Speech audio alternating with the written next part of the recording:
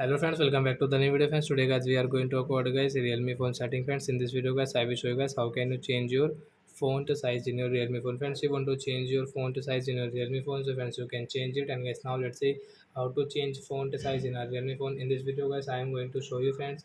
So before starting video friends, I want to tell you guys, if you're new in my channel guys and guys you are watching my video first time, so when first of all go and subscribe my channel, click the bell icon, like my video. And first of all guys, open your phone setting to change your font size. After on phone setting, guys, click on this presentation settings and tap here. And guys, you can see your font and display size. Guys, tap here. And guys, again scroll. So guys, you can see your font size. So guys, you can change from here into large and very large size. I will change into a very large, and guys, I will apply. So friends, you can see your font size will change in your Realme phone. Guys, you can see your very large font size. So like that guys, you can change your font size in your Realme phone. So that's it guys. Thanks for watching the video guys. Now we will meet on next video friends. Bye bye friends.